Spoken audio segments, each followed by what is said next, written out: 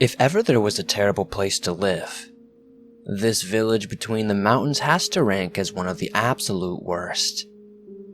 I've been here working on the police force for years now, and believe me when I say that I wish I could leave. It's not so easy. Just like a plague, this town's weird. Rotten energy has to be contained, and it takes all of us to do so. And that's the only reason I'm saying anything, to keep everyone else away. I won't tell you the exact location of the town, but I'll tell you how to recognize that you found yourself near it. You'll be traveling in the mountains, through winding paths with lots of trees. There won't be a building for miles and your radio might not work so well. But at one point or another, you may hear a little crackle if you tune into a specific channel.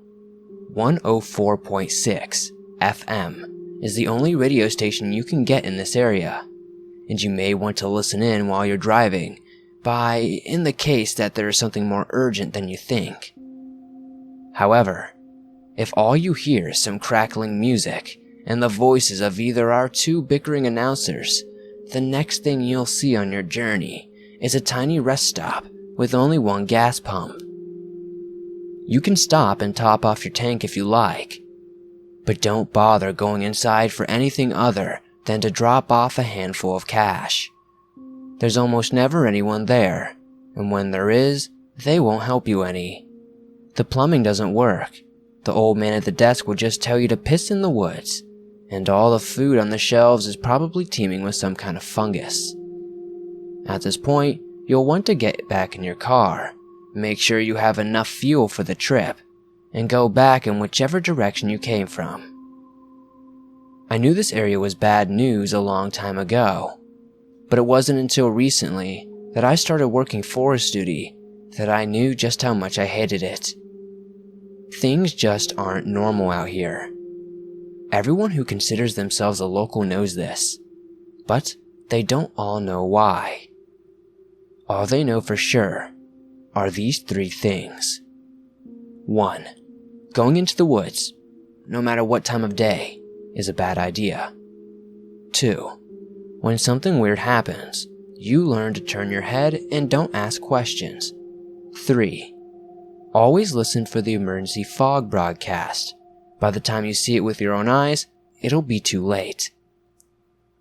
What I'm going to say is going to sound like the ramblings of a madman, but I'm telling you exactly what was told to me when I joined the force. Where the old watchtower sits, at the point where the village ends and the mountainous forests begin, the tree line is a barrier between a vicious, feral world and our own. The forest is alive, like some sort of twisted miracle. Anything dead that touches its soil, the grass or the bark of the trees, all become part of a grotesque collection. It sounds like zombie apocalypse stories, but I assure you, it's not. Nothing in there feeds off flesh or blood or anything like that. A colleague of mine once told me they just want to grow. Some have called us in hysterics to report animals lumbering towards them with mismatched human features and vice versa. Others have reported something more terrifying. I believe one of the emergency broadcasters at the watchtower, I think her name starts with an E, but the police chief calls her 28, saw this thing we all dread the most. It's old, but it's not some god or deity or ruler of the forest. It's simply the strongest, amassing more parts and more weight than any of the rest. Few have seen more than a giant antler through the trees or a glimpse of a long, thin claw, but we know it's out there. I'd like to tell you that we're looking for a way to bring it down before it collects even more, but for now, the most we can do is control the swarm. If you haven't already guessed, our local radio station is more of a defense than a means of entertainment. I'll tell you my name if it means anything. It's Finn. Officer Finn. I'll leave it up to your imagination whether that's my first or my last name. not long ago. I accompanied a fellow police officer on the search for a missing woman after her severed fingers were found at the watchtower outside the village, and that was the beginning of my experience with dreaded forest duty. Instead of boring you with all the details of countless unbelievable anecdotes, I'll give you a short rundown of the strangest cases myself and my colleagues have handled in the past few months alone. January. White male, mid-40s, called to tell us that his aging, senile mother was trying to coax animals from the woods into her home because she mistook them for her late husband. Upon a quick inspection of the old burial plot near the woods, her husband's remains had been dug up and still have not been recovered. The ground was still frozen and no shovel marks were seen. February. Black female, 16 years old, called the police after saying a man with roots where his face should have been was trying to lure her into the woods. When asked what he said, she told us he didn't say anything. The roots took over his mouth, but I felt him asking me to follow. Oddly, her story lines up with the last 11 reports in the last 3 years, all of them from children and teens. March. White female, mid-20s, supposedly attempted suicide in a bathtub. After being resuscitated, she slurred something about her father's voice being stolen by a mountain lion. Later, when questioned, she denied remembering a single thing that she said and claimed she had never attempted to drown herself at all. Blood alcohol levels were suspiciously high. April. Hispanic male, 30 years old. Both eardrums ruptured violently by a mechanical mishap involving an audio headset while at his workplace. While in recovery, an elderly woman called the police station from an anonymous number to simply say God gave him what he needed, deaf ears to better see his glory. Her identity is unknown. May. In the span of 1 week, 4 individuals went missing in the exact same location. Jennifer Cook, age 25, Pamela and Gordon Richmond, ages 48 and 52, Marcus Bain, age 27. The only evidence left behind were 4 of Jennifer's fingers, 1/2 of Mr. and Mrs. Richmond's corpses, and a box of old rotten groceries left on the ground where Marcus disappeared. None of his remains have been recovered, but as you can imagine, no one expects to find him alive. So I had said I was working on a case of a missing woman. That missing woman was Jennifer Cook. For the first few hours, we were looking for her in one piece, and after that, we started looking for her body instead. Unfortunately, it still hasn't been found, though it has been seen, which tells us that there's little hope in recovering her as she used to be. My fellow officer, whom I will call Nancy for the time being, was extraordinarily gung-ho when it came to uncovering Jennifer's whereabouts. She was new, even more fresh than I was, but had been transferred about over a decade of duty on the side of the state. I think this is the reason why she was so dedicated to considering this a murder case and not a recovery mission instead. She yet to really understand how little of this place follows the rules and what we consider normal. I always get lightheaded out here. I hate the mountains, I complained, as we marched up through the tree-covered hills, a canine on alert walking in front of us. Right, Nancy agreed with me. Almost like you can tell if you're going up or down sometimes. It's no wonder people get lost out here and end up not finding their way back. She didn't know the half of it. Doesn't explain how Jennifer ended up shoved up in a tree though. Nancy had a heavy furrowed brow as she continued. She didn't need to show that kind of angry intimidation just to talk to me, but I started to work out that it might just be her face. I think it's weird, that's all. Out here, away from town, where we're told to encourage people to stay away, it's like someone's hiding something out here. What do you think they're hiding? I asked, genuinely curious. I don't know, Finn, she shrugged, eyes peering up to scan the trees around us. It was too silent. Not even a single bird chirped to be heard. but someone's out here killing people and no one seems to be interested in hunting them down." She had a hoarse, dry whisper as she narrowed her eyes, and I regret to admit that I almost laughed. I was reminded so much of the old sheriffs from Western movies, always ready to draw both pistols in preparation for some scoundrel sneaking up on them. I wasn't about to tell a fellow officer, especially not one with years more experience than I had, that she looked a little bit like Yosemite Sam. "Oh, motherfuck!" We both heard of a medical personnel shout before we saw anything. Our canine perked up his ears, but didn't seem to sense a threat. Rather, we found ourselves pulled further into the bushes, where sets of footprints added to what appeared to already be pushed down path of flattened twigs and grass. It looked like something had been dragged, and once we could see what the others had seen, we had a good clue of what pulled through there. At first, it looked like one body. In fact, it was two. A man's upper half and a woman's lower half. Both of them likely dead for no more than 24 hours at most. As for the other half of them, well, it appeared they were gone. We recognized the man's face. It was Gordon Richmond from town, and our only guess was that the other was his wife, who had gone missing with him during a heavy bout of fog. These goddamn broadcast employees are not doing their job. Shit, where's the rest of them? I looked over at Nancy, who seemed bothered but not clearly as disturbed by the revelation as I was. Either the couple had been partially devoured or the forest was getting smart by splitting up pieces, making it harder for us to find them. Nancy shook her head in disgust.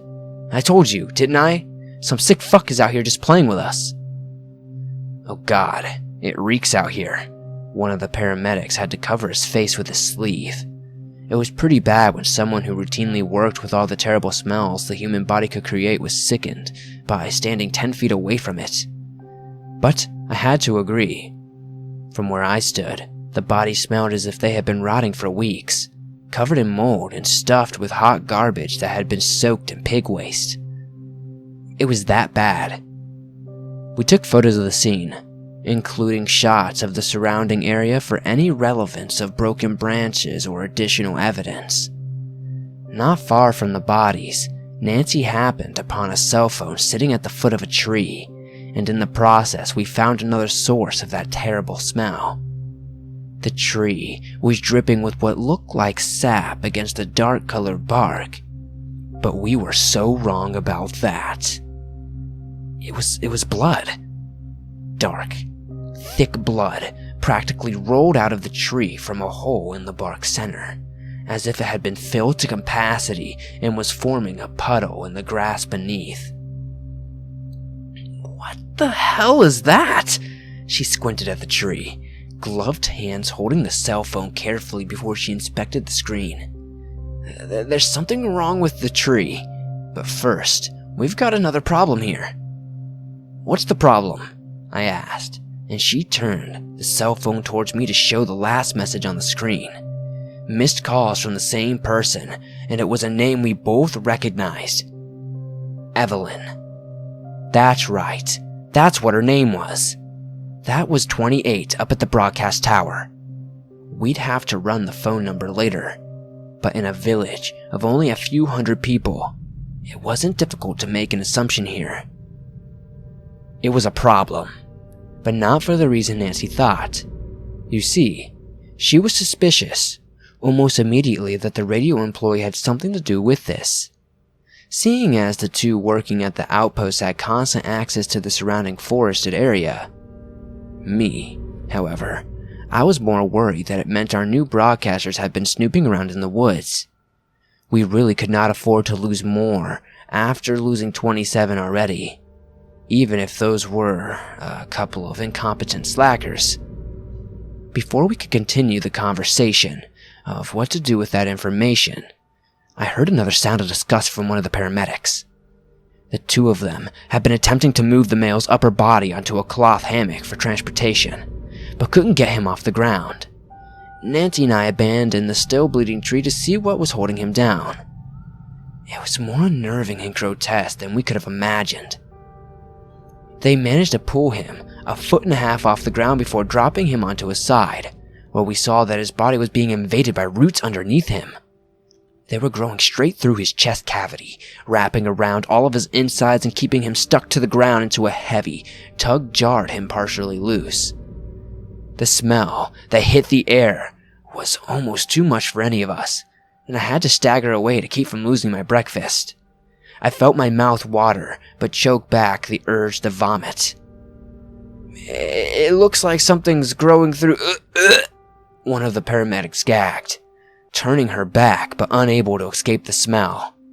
I covered my nose and mouth with my sleeve and crouched down, happy that I was wearing gloves as I took a closer look. Nancy was right beside me. And what we saw next may have been her true initiation into our little branch of Crazy Town police force. Gordon's body, dead and drained of his blood, suddenly moved in a series of twitches as an unearthly groan left his mouth. When he parted his lips, stretching his jaw wide, we could see the twists and curls of branches moving around inside of his throat. They were wiggling on the ground as well, as if inching further into his torso to take a tighter grip. All at once, the roots pulled onto him and jammed him back flat against the ground where he was before, sinking deeper into the soil as if planting him back in place. His eyes were opened and wide, white with blue veins pale on the surface, as he made one last agonizing croak. We would have thought his body was making some sort of automatic response, like the breath of some mortician's report from corpses after releasing some gas from the lungs. Only, that didn't explain his next trick. He blinked his eyes and they rolled back forward, faded irises moving from side to side before they focused directly on everyone, one at a time. He looked at me, then he looked at Nancy, and then... Blam! Before Gordon's corpse could make another sound, Nancy had pulled out her gun from its holster and shot it straight between the eyes point blank.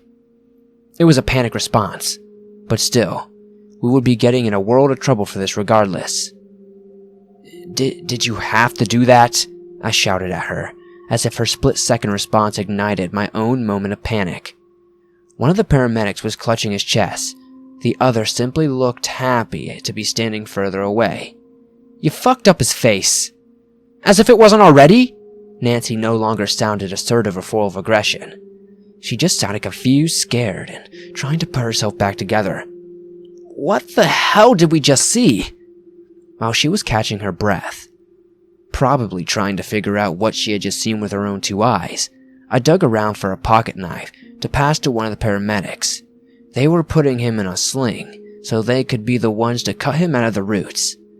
I tried to distance myself while they did, in part because of the smell and in part because the roots screamed as they were cut. We were about to leave, taking our evidence back with a plan to have a few words with our broadcast worker who had shown up on Jennifer's abandoned cell phone. Before we had the chance, however, our canine suddenly began to make the most low, guttural growling noise I had ever heard from him. I felt a tug on his leash and saw him pointing his nose towards a thick patch of trees and bushes, seemingly looking at nothing. All of the hair on his back bristled and he bared his teeth at the dark space underneath the pines. I swore, for a split second there, I might have heard something growl back. That, and the momentary glimmer of something shining between the sparsely visible spot between the branches. A pair of eyes.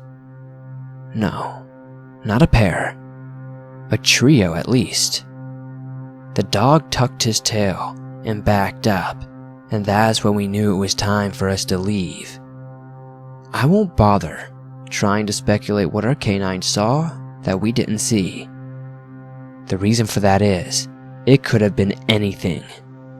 In my time here, I've learned 2 very distinct things working on the Force. You never know what you might come across, and you'll never, ever be prepared for it. The case of Jennifer Cook is still open, or at least that's what we're telling her family for now. As far as we're concerned, she's been added to the endless list of anomalies in the forest that will have to be contained. In the meantime, I've been trying to get a hold of that guy up in the radio tower, Dan, whatever his last name is. They'll need someone to take over their supply deliveries. As you can imagine, none of the teens working at the local grocery store are stupid enough to volunteer. If Dan won't come outside to get their shit, Nancy and I may be pulling straws to see who gets put as long-term forest duty. All I can say for now is that this place is unnatural. It's a mess of impossible things made possible, but none of the things we'd like to see. It's a nightmare on the worst days and radiates unease on its best. So if you're driving by on a mountain pass looking for something to listen to, and you catch the crackling of 104.6, I suggest you don't go any further. We don't need the woods to grow anymore.